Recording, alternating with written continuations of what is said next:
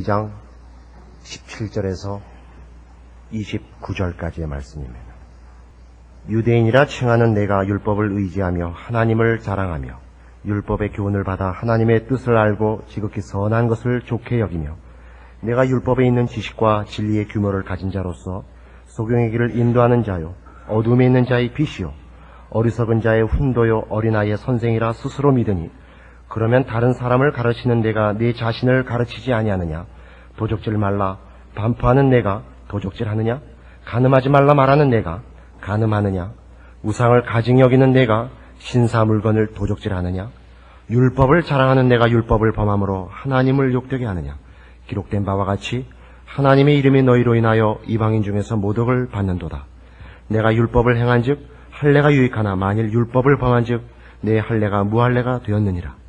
그런즉 무할례자가 율법의 제도를 지키면 그 무할례를 할례와 같이 여길 것이 아니냐. 또한 본래 무할례자가 율법을 온전히 지키면 의문과 할례를 가지고 율법을 범하는 너를 판단치 아니하겠느냐. 대저 표면적 유대인이 아니요 표면적 육신의 할례가 아니니라. 오직 이면적 유대인이요 할례는 마음에 할지니 신령에 있고 의문에 있지 아니한 것이라. 그 칭찬이 사람에게서 아니요 다만 하나님에게서니라. 지금 우리가 로마서 2장을 오늘로서 끝부분까지 왔는데요. 아직도 3장 20절에 이르도록 동일한 주제를 계속할 겁니다. 그건 뭐냐면 인류 모두가 예외 없이 한 사람의 예외 없이 그리고 핑계댈 수 없이 하나님의 심판 아래 있다는 내용에 대한 성경의 적절하고 날카롭고 도망갈 수 없는 완벽한 논증을 대하고 있습니다. 복음을 논하는 데 있어서 가장 많이들 틀리는 것이 뭐냐 할 때도 바로 이 부분입니다. 우리가 왜 복음이 필요하냐 하는 이 부분. 복음이 없다면 우리는 하나님의 진노 아래 있고 심판밖에 받을 게 없다. 살아서도 죄와 범죄 속에 있으며 죽어서도 영원한 형벌의 장소밖에 갈 수가 없다 하는 이 심각한 문제를 제대로 직시하지 않고서는 구원의 필요성도 구원의 방법에 대해서도 그리고 구원 얻은 바에 대한 감사도 다 틀릴 수밖에 없습니다. 그래서 매우 긴 감이 있습니다마는 이 인간의 죄악됨, 심판을 받아 마땅한 처지에 대한 이해야말로 복음을 이해하는 아주 근본적이고 핵심되는 조건이고 복음의 절반에 해당하는 내용입니다. 오늘 우리가 다루려고 하는 것은 그 중에 이제 유대인들의 오해입니다. 유대인들은 자기네가 율법을 갖고 있고 할례를 받고 있다는 것으로 자기네들은 구원의 대상이 아니라고 생각했습니다. 그래서 구원의 대상이 아니라는 건 이미 구원 얻은 자라는 말이죠. 구원이 필요한 죄인의 상태에 있지 않다고 생각하는 것입니다. 여기에 대한 사도 바울의 공격을 이제 우리가 제대로 추적해보면 유대인만이 갖는 이런 생각이 아닌 다른 사람들, 즉 유대인이 우리는 선민이다, 율법을 갖고 있다, 할례를 받았다라고 생각하는 것과 동일한 사고방식. 나는 인격자다, 나는 죄 지은 적이 없다, 나는 지식인이다, 나는 양심에 거슬리는 일을 해본 적이 없다, 라는 일에 대하여도 동일한 적절한 논증이 되어 인간 모두가 어떻게 핑계할 수 없이 하나님의 심판 아래 있는가를 확인하게 되고 그리고 그 문제에 대한 오해가 신자들의 신앙생활에서 어떻게 오해의 소지가 되어서 많이 아직까지도 남아있는가를 발견하게 될 것입니다. 유대인들의 가장 큰 오해 중에 하나는 율법을 받고 있고 그리고 할례를 갖고 있다는 것으로 저들이 이미 구원을 얻은 대상이라고 생각한 것입니다. 그러나 성경이 지적하는 바는 오늘 있는 바와 같이 17절부터 보십시오. 유대인이라 칭하는 네가 율법을 의지하며 하나님을 자랑하며 율법의 교훈을 받아 하나님의 뜻을 알고 지극히 선한 것을 좋게 여기며 율법에 있는 지식과 진리의 규모를 가진 자로서 소경의 길을 인도하는 자요 어둠에 있는 자의 빛이요 어리석은 자의 훈도요 어린아이의 선생이라고 스스로 믿는데 거기까지는 좋다 이거예요. 그런데 그러면 다른 사람을 가르치는 네가 너 자신은 가르치는 대로 왜 안 사냐? 이 부분입니다. 그러니까 싸움거리는 여기에 있습니다. 초점이. 유대인들의 오해는 율법을 가진 것이 이미 선생된 표라는 거죠. 그러면 선생된 표라는 건 뭐냐? 나는 가르침을 받을 학생이 아니다 이거죠. 내가 율법을 가졌다는 건 나는 선생, 즉 졸업한 사람이라는 것이고, 사도 바울의 지적은 가르치는 네가 그 가르치는 내용을 너 자신이 왜 아직 해결하지 못하고 있느냐라는 것입니다. 그래서 뒤에 가시면 뭐라고 되어 있냐면요, 25절 보시면 율법을 행한즉 할례가 유익하나 만일 율법을 범한즉 네 할례가 무할례가 되었느니라 라고 얘기하는 것 같이, 율법은 결국 행하는 기준이고 규범이지 갖고 있어서 자랑하는 것은 아닙니다. 이건 마치 뭐와 같으냐면 좋은 음식점과 나쁜 음식점의 차이가 뭡니까? 좋은 음식점은 청결하다든가 친절하다든가 물론 그것도 필요합니다만, 좋은 음식점의 첫 번째 조건은 맛있어야죠. 나쁜 음식점의 첫 번째 조건은 청결하고 친절하고 해서 틀리는 것 이전에 나쁜 음식점 맛이 없는 겁니다. 유대인들이 지금 오해는 뭐냐 하면 메뉴도 멋지고 테이블도 멋지고 다 멋진데 이 음식점이 뭐가 없냐면 음식이 없단 말이죠. 얼마나 치명적인 겁니다. 너희가 율법을 갖고 있는 거 좋다는데 그 율법을 너희는 하나도 소화하지 못하고 있지 않느냐? 그러니까 뭐라고 돼 있어요? 21절. 그러면 다른 사람을 가르치는 네가 네 자신을 가르치지 아니하느냐? 도적질 말라 반포하는 네가 도적질하느냐? 간음하지 말라 하는 네가 간음하느냐? 우상을 가증히 여기는 네가 신사 물건을 도적질하느냐? 이 지적에 대하여 자신을 점검할 줄 모르는 겁니다. 우린 다른 음식점 같이 불결하지 않다. 물 먹인 소를 쓰지 않는다. 그러면 물 먹인 소를 안 쓰면 뭘 써야 돼요? 물 안 먹인 진짜 소를 써야 되는데 저쪽 물 먹인 소라도 소가 나오는데 여기는 메뉴판만 나온단 말이에요. 이게 유대인들의 오해예요. 그러나 이 오해는 인간에게 있어서는 아주 공통되고 아주 본능적이고 누구나가 오해하는 하나의 자기 변명의 방식입니다.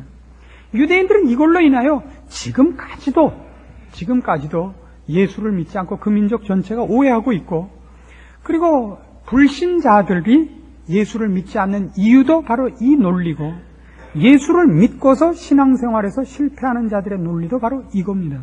그래서 이거 굉장히 심각한 싸움 중에 하나입니다.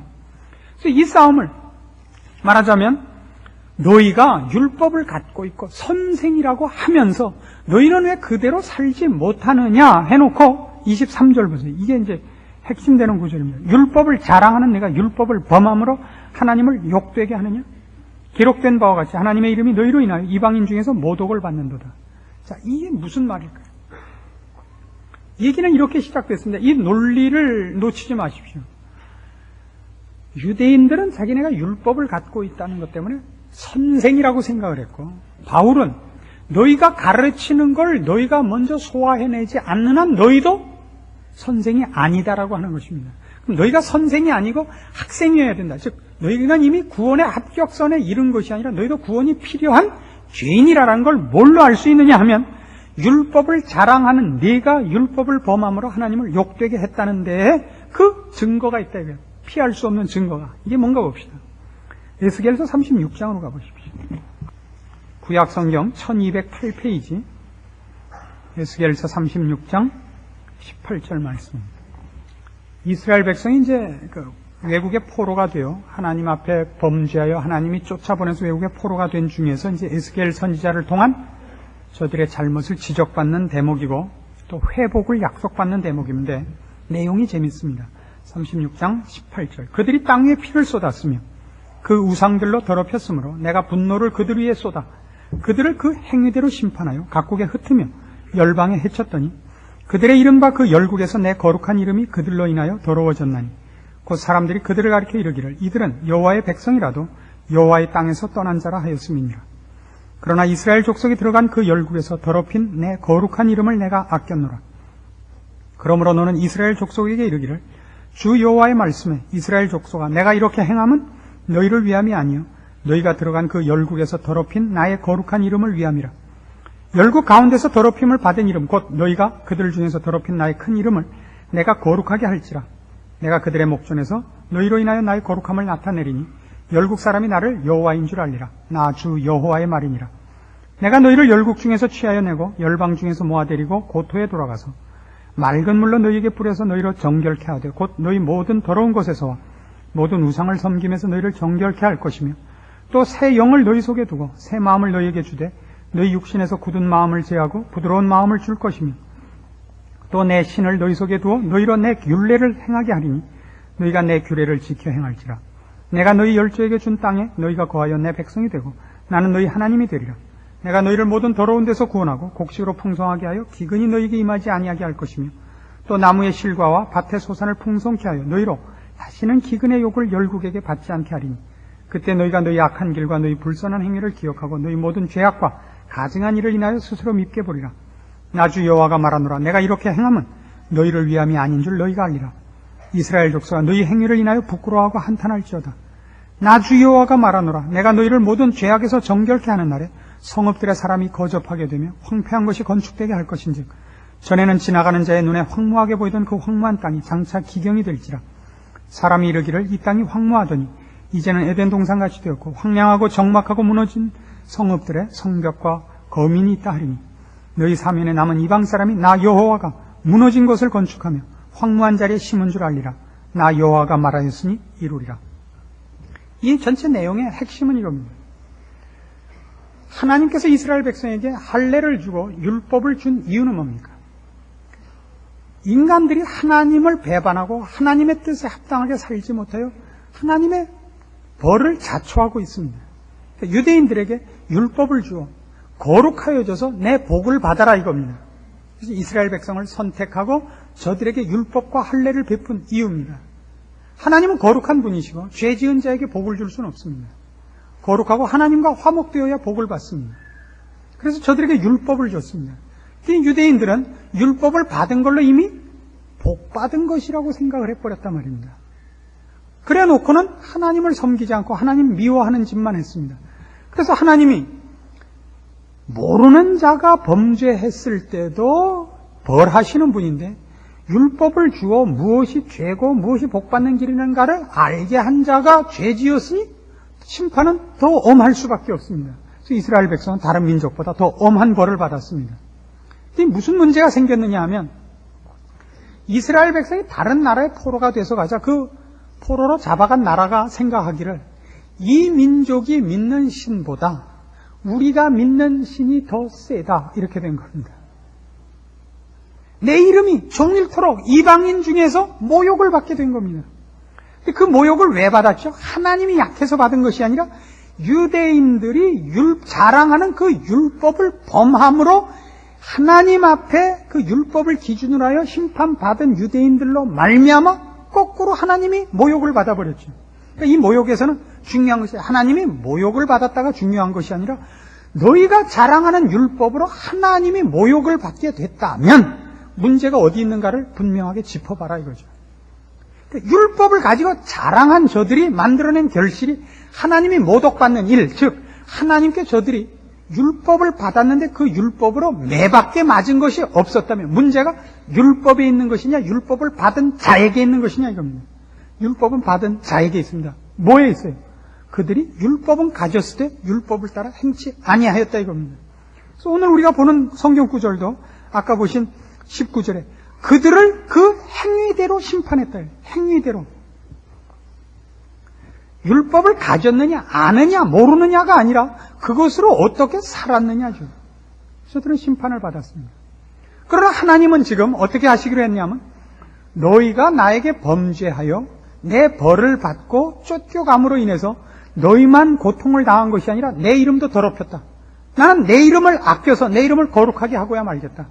그래서 어떻게 하기로 했냐면 포로된 너희들을 다시 불러 모아서 황폐한 너희 성읍들을 건설하게 하고 너희에게 복을 주겠다. 근데 분명히 말해요. 그러나 이 일을 하는 것들은 너희 때문이 아니다. 32절. 나 주 여호와가 말하노라. 내가 이렇게 행하면 너희를 위함이 아니다. 그래서 너희를 위함이 아니다라는 말은 아주 깊은 말이에요. 너희를 위해서가 아니라 내 자존심을 위해서다가 아닙니다. 너희를 위해서다. 그러나 너희가 행한 것의 결과는 아니다 말입니다. 알아들으신다, 못 알아들으신다. 최소한 알아듣는 표정은 지어주셔야 설교하는 사람에 대한 예의가 아니겠습니까? 이게 성경이 이렇게 초점을 아주 날카롭게 분명하게 집중하고 있는 대목입니다.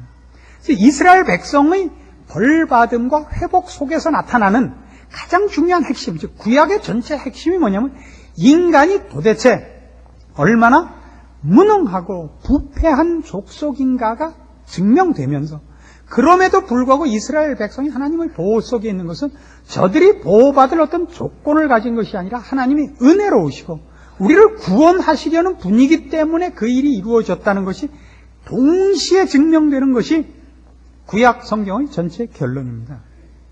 이것을 잊지 않으셔야 됩니다. 유대인은 뭐라고 생각했다고요? 나는 율법을 가졌다로 끝까지 고집을 부린다고요.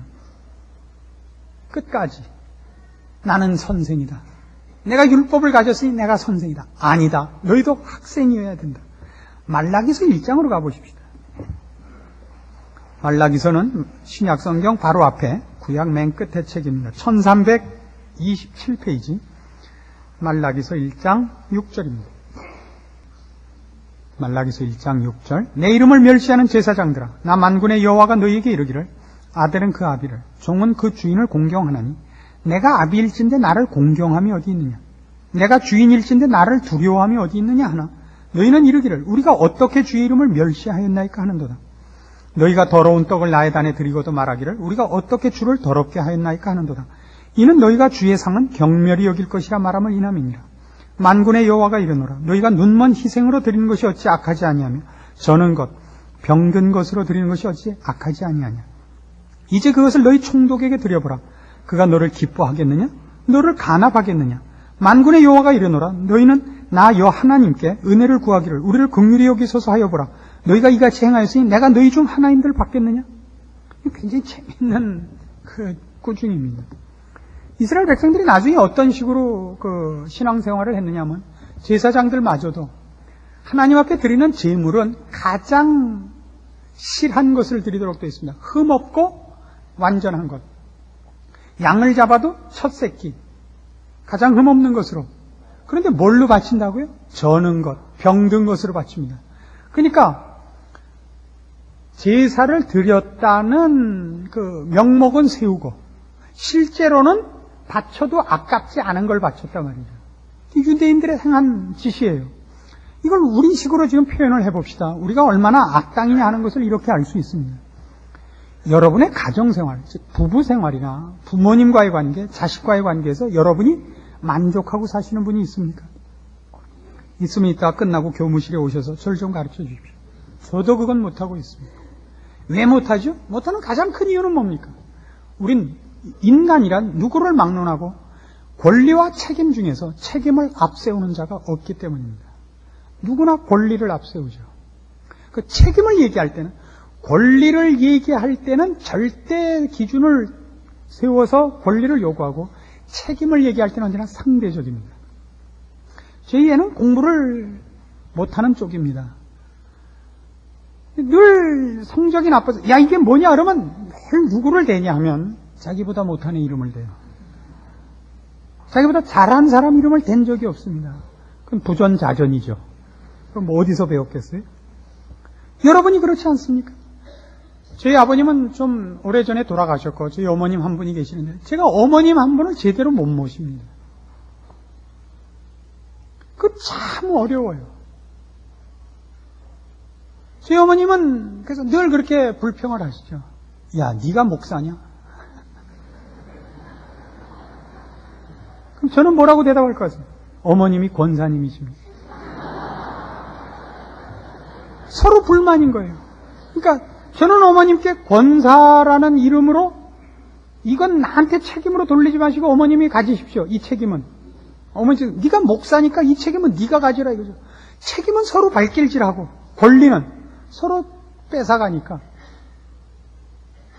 이 싸움이 끊이질 않습니다. 그러나 우리가 남에게 얘기할 때는 얼마나 우리가 잘 가르칩니까? 쉽죠. 참 쉽죠. 우리가 쓰는 말 중에 제일 악질적인 말이 뭐냐 하면 그래서 이상해요. 이상해. 난 참 이상해. 그 이상하다는 말은 여기에서만 꼭 써야 됩니다. 쓸 수 있는 데는 이 경우뿐입니다. 한 번은 영화관에 갔는데 말이죠. 어떻게 얘가 맞나? 기도원이 아니고 영화관인가 모르겠어요. 저도 참. 무슨 재밌는 영화였습니다. 재미없는데 갔었겠어요. 본 영화가 시작이 돼서 한참 진행을 하고 있는데 늦게 손님이 들어와서 자리를 찾기 시작했습니다. 앞에서. 이렇게 뭐 어디 번호를 확인하고 서서 왔다 갔다 하니까 안 보이게 됐죠. 그래도 저는 뭐라고 안 걸고 꾹 참고 있는데 뒤에 어떤 젊은 학생들이 앉아있다가 한 학생이 이렇게 큰 소리를 질렀습니다. 옆에 있는 친구에 야, 난 참 이상하다. 극장 안이 다 들리게 큰 소리를 했어요. 친구가 왜? 그러니까 난 왜 앞에 사람이 서 있으면 화면이 안 보이냐? 이건 이상해요. 이건 정말. 그러나 우리가 보통 누구에게 뭐 시어머니와 며느리가 싸운다든가 부부간에 갈등이 있다든가 뭐 어떤 문제가 있다든가 난 이상해. 그럴 땐 무슨 뜻이죠 그게? 그게 왜 문제가 되지? 난 이렇게 저렇게 하니까 척 해결되던데 왜? 난 시어머니하고 며느리 싸우는 거 도대체 이해가 안 가. 그 속에 난 그 문제를 넉넉히 해결했어가 숨어 있지 않습니까?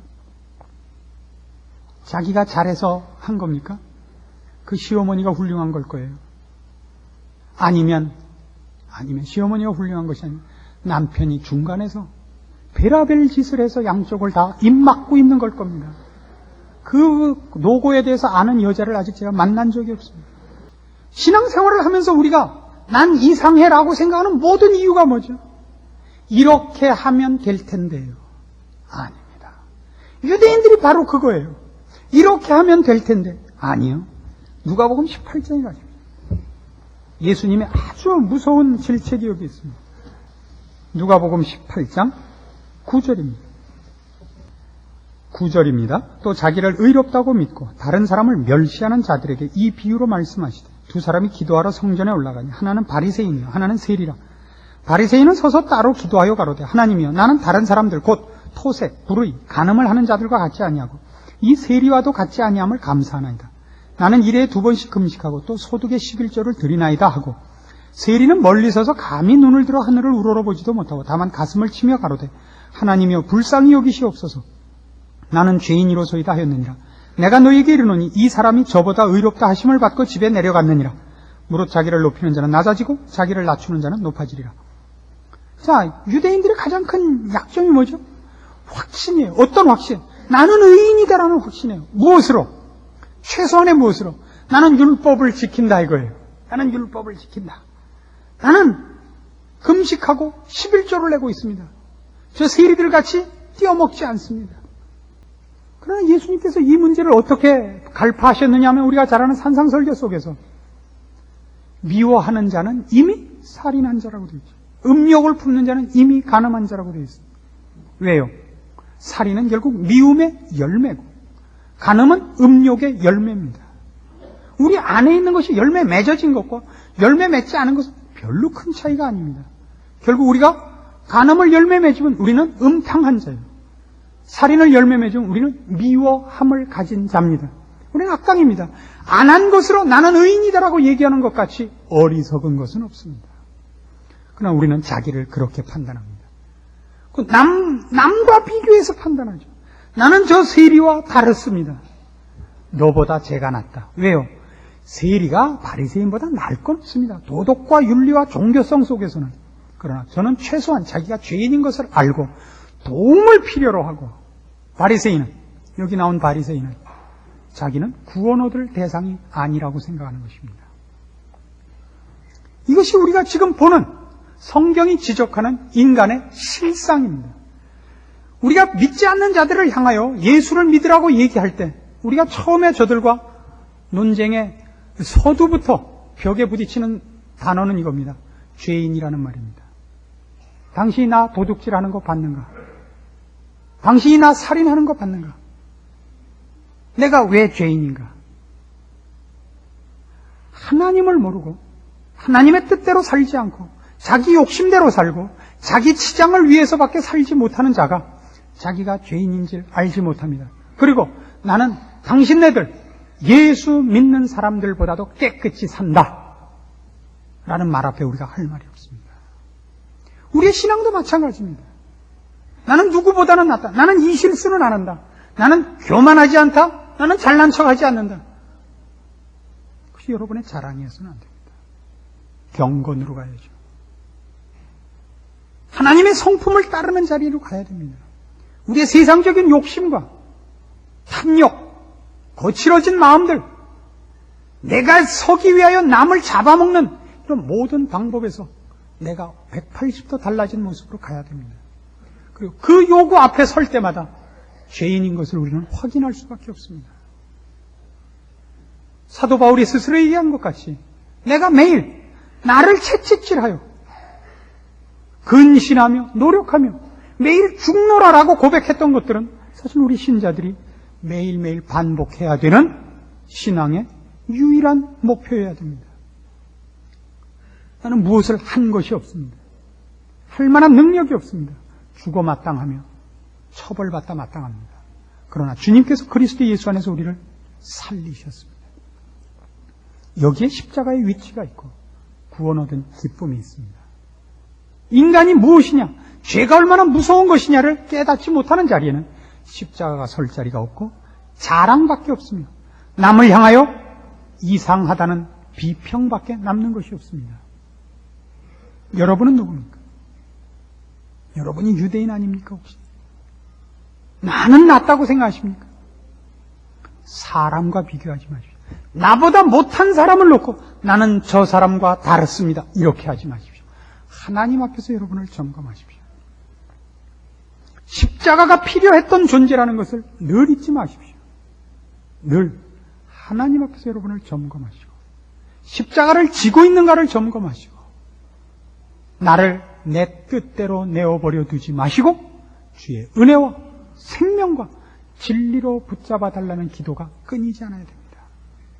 그것이 신자의 마땅한 고백이고 그 속에서만 십자가로 말미암는 구원이 여러분에게 감사가 될 겁니다. 기도하십시다. 하나님 아버지 은혜를 감사합니다. 우리의 못난 것과 미련한 것과 죄인 된 것을 우리가 인정하고 주의 크신 은혜와 사랑으로 구원받은 것을 감사합니다. 십자가가 우리에게 무엇인지를 다시 한번 눈뜨게 하시고 주께서 우리를 위하여 피 흘리시고 하나님의 자녀 삼으신 그 큰 기쁨을 감사할 줄 알게 하옵소서. 죄 짓고 자기만을 위하여 사는 자를 쳐다보고 나는 낫다고 그러지 말고 우리로 인하여 우리의 하나님의 이름이 제대로 영광을 받고 있는가, 모욕을 받고 있는가, 내 이웃들 앞에서 나를 점검하여 구원 얻은 자의 마땅한 영광의 자리, 마땅한 책임 있는 증인의 자리를 지켜나갈 줄 아는 저희들 되게 하시옵소서. 예수님의 이름으로 기도합니다. 아멘.